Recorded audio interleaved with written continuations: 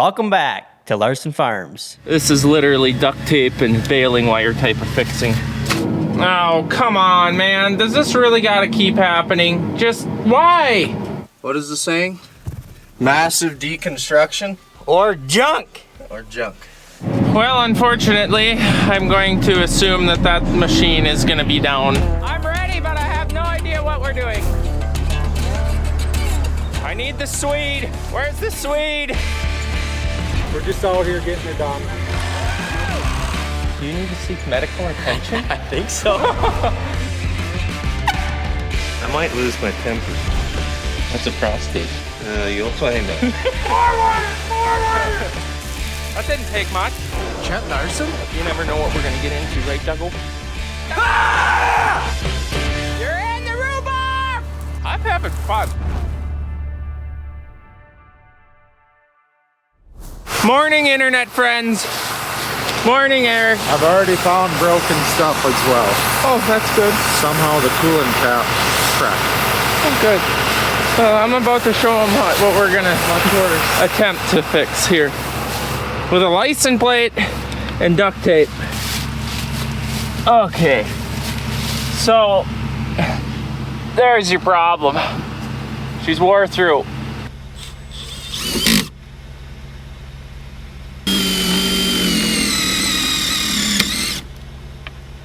Come on, just work.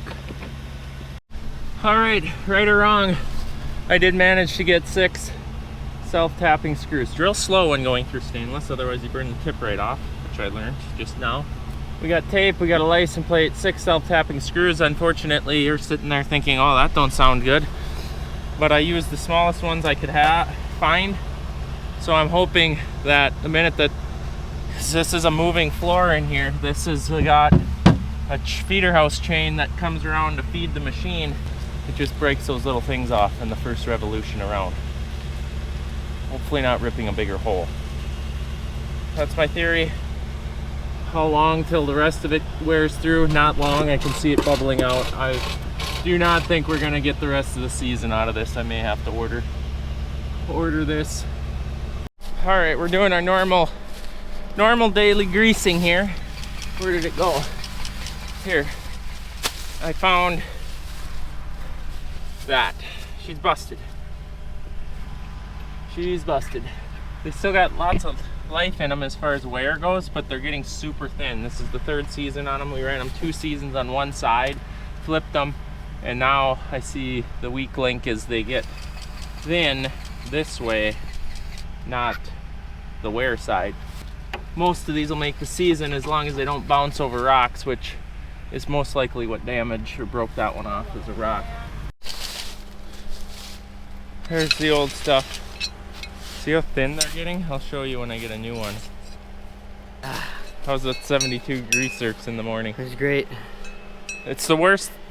I'll say that. It's the worst part about a gearing hop, but it's worth it for all the other benefits of a gearing hop. But we should get smarter and pull on to where the corn stalks are smashed. Because it's not fun. All right, got my new blades. Comes in a kit, looks like 2 new blades, new cone washers, these things, everything's new. Awesome. Awesome. We can't even run into the problem where we have the choice of not replacing bushings, Brody. And just like that, we're back up and ready to chop. These don't look hard surfaced like the original factory ones. I suppose that's an option. Okay, we're ready to go. Well, here's the moment of truth.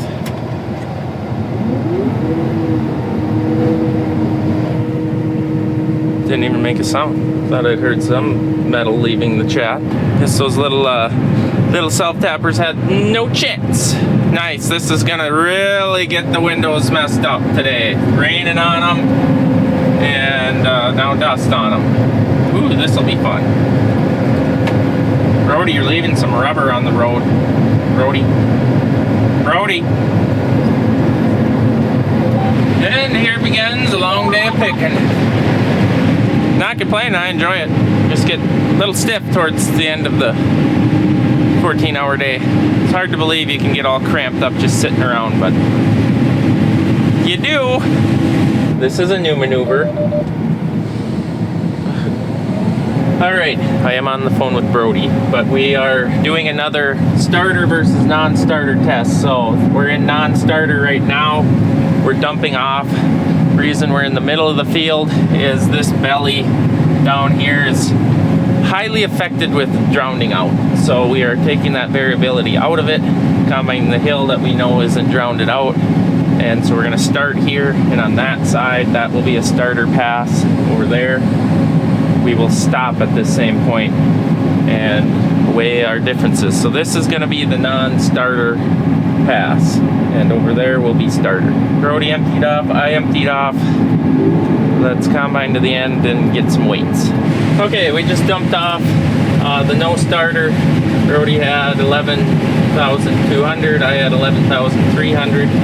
We are combining back, so we have the same acre count on our monitor, 0.81 of an acre we both did. Then we can calculate. And this is why we didn't do the whole length, because look at the nubbins. Just too much water down here. But we did both test samples at 0.81 of an acre. Both me and Brody did that distance. The results are in.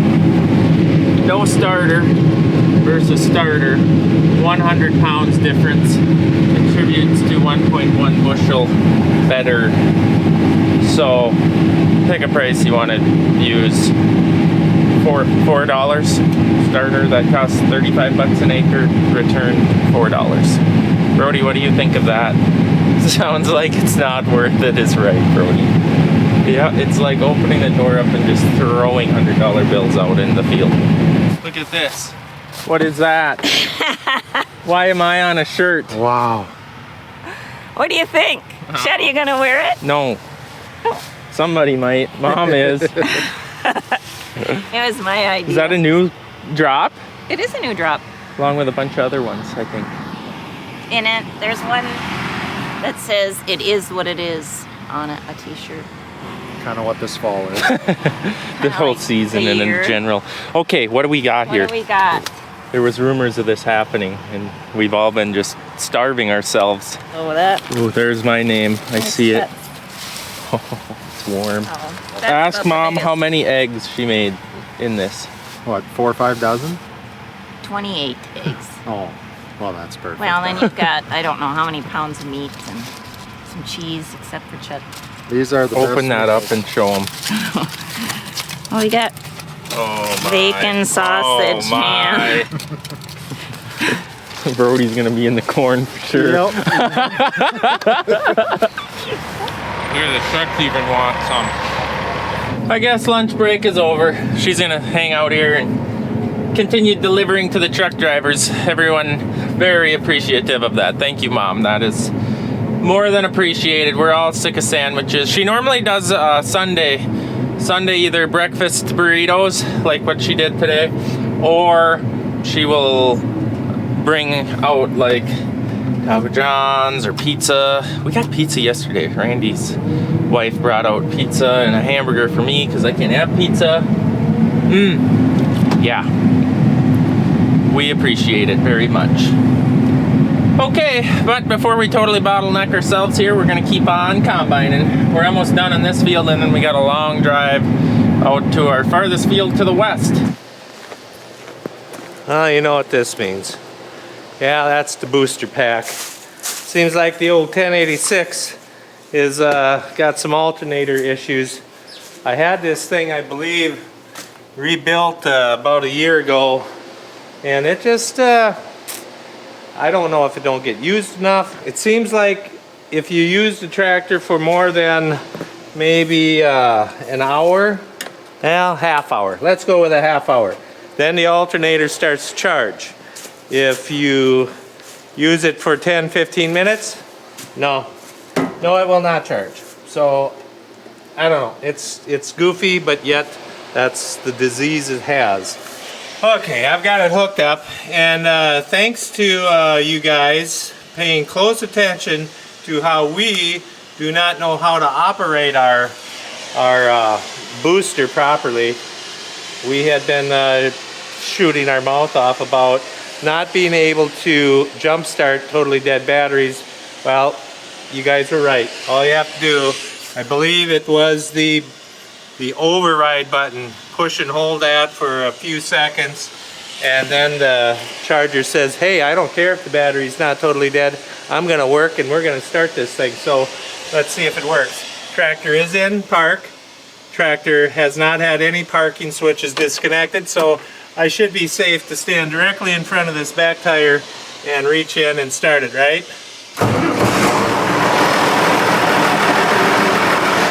Yep. I wouldn't advise doing that too often. I have successfully backed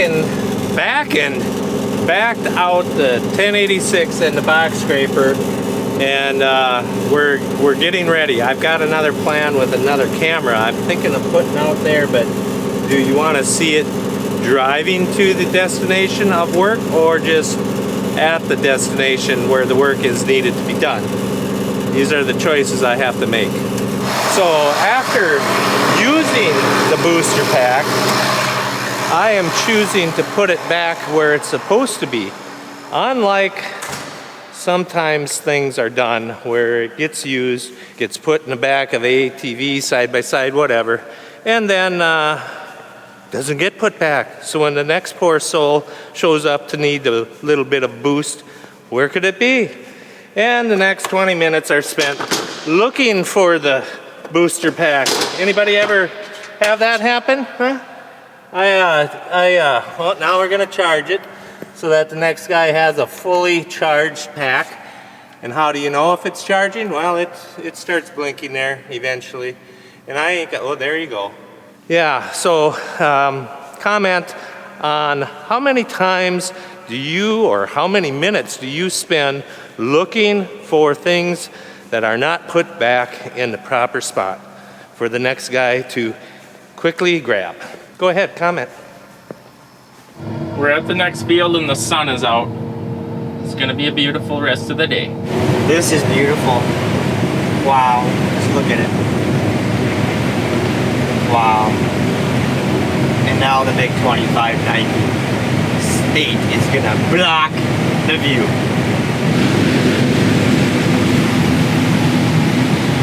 I just heard on the two-way a little bit ago, Brody say something just broke. And now he's gonna back into me. Reversing! Oh, his head is plump full of product. Oh, come on, man. Does this really gotta keep happening? Just why? What did you do, Brody? Were you trying to make it vomit? So, the feeder house chain has fallen off and is all sideways in there. You like walking? Walk a half mile. Yeah, Come you guys look were sitting out here and She's broke. She's that's broke. not good. Corn stalks in the head. That's not a good sign. Update on the alternator. Seems to be performing above average for some time today, wherever you are. There, let's get you down nice and close.